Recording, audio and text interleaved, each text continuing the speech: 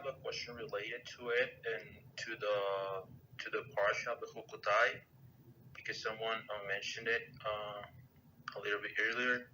So let's say someone gets punished because something he did in a past life, and he reincarnates in a non-Jewish body. Do those curses that are mentioned in the parsha Bechukotai and Devarim 28, do they still apply to that person that reincarnated in a non-Jewish body? No. Okay. So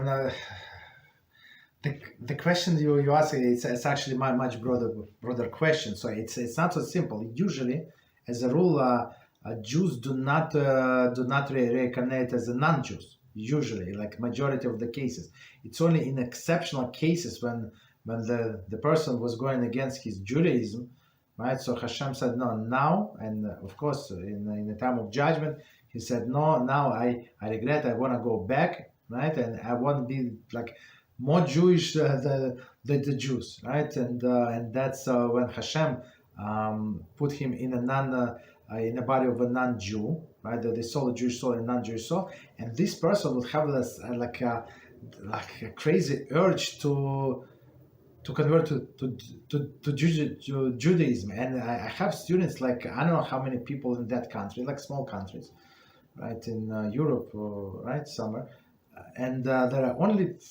like few million people in the whole country, and that person wants to convert. Like there is one Chabad house or some other people, right?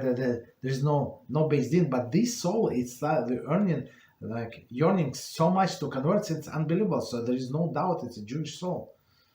You understand? So, but it's very, very like exceptional cases.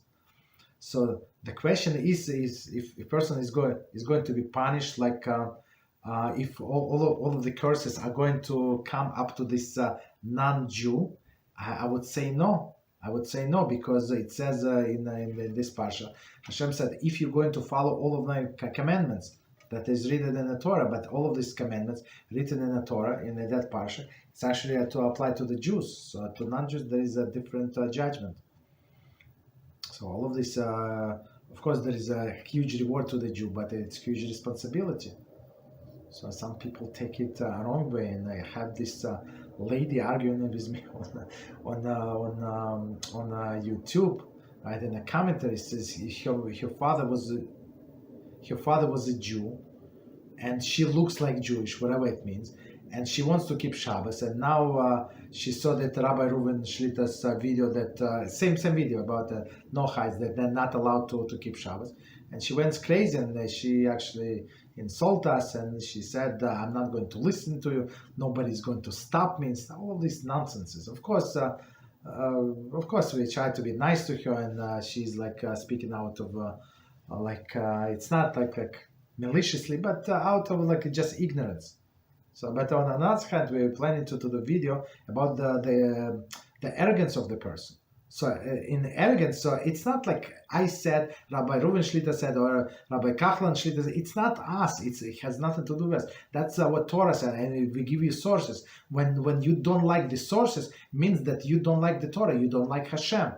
So when you say that you're going to keep Shabbos no matter what, so you care less about HaShem and what He thinks. You care about what you think and how you're going to feel. And plus, I said, please watch one video on Shabbos. We have the whole series. Not at least for positive commandments we have, and we have Shabbos kitchen and a few other videos on Shabbos. So I said, watch one video, any video you repeat on Shabbos, and just compare to what you do if you even know how to light the candles correctly. So just one video, and that's it. So people just dream that they keep Shabbos, but because of the chutzpah, because of this attitude, Hashem is going to punish them, unfortunately. Of course, we have to warn them, but the choice is theirs.